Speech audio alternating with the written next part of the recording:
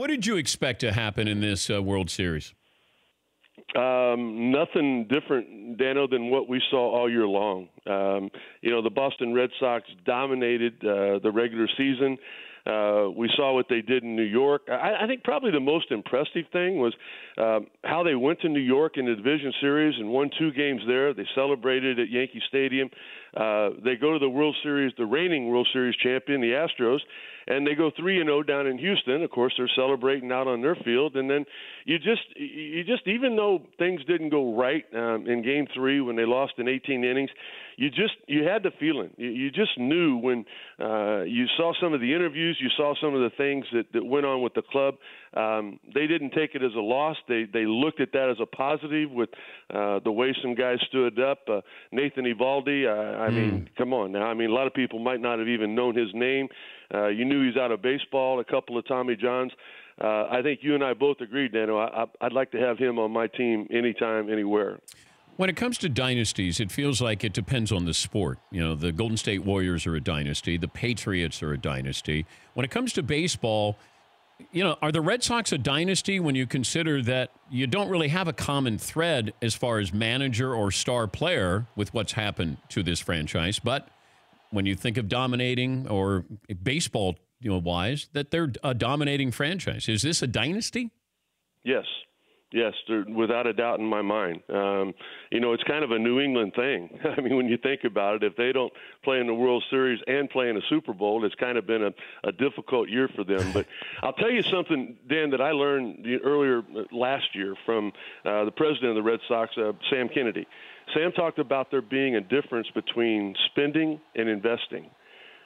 When you look at what they've done, they brought in a young manager in Alex Cora, who you can't say enough good things about him, and I'm sure you have all year long. But what did they do for Alex Cora? They brought in Ron Renicky, a guy who was, with the Angels in 2002 with Mike Scioscia. He managed in Milwaukee. I don't think there's a better bench coach, third base coach in all of baseball than Ron Renicky.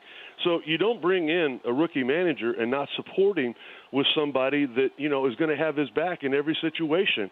The one thing that stands out at me about Alex Cora the first month of the season was he, in a ninth inning with a 1-run lead, he didn't put Jackie Bradley Jr. in center and take J.D. Martinez out of the game. And after the game, it didn't have anything to do with the outcome. They won. But after the game, the Boston media was like, hey, why didn't you make that move? And Dan, but a lot of people out there might not know. Alex Cora said, I didn't think of it. I didn't think of it. You know what? The media's ready to pounce on him, and after him saying that, you can't do that. Now listen to this, and Ronnie's going to be mad at me, but a month later, I asked Ron Renicky, I go, hey, how come you guys didn't do that? And he goes, I love what Alex Cora said that I didn't think of. He goes, well, Sut, that's not exactly the truth. I go, what's the truth? He goes, he kind of did that just to deflect the media. He goes, we talked about putting Jackie Bradley in there, and he asked me what I would do, and I said I wouldn't do it because J.D. Martinez's spot comes up fourth in the bottom of the ninth. If they tie it, we're going to lose his bat. And Alex goes, okay, let's leave him in there then. So, it's that personality. It's that ability to communicate not only in the clubhouse but with the media, with the public. We know the one thing he did when he signed his contract. He called Sam Kennedy, Tom Warner, and John Henry back. He said, I need one more thing.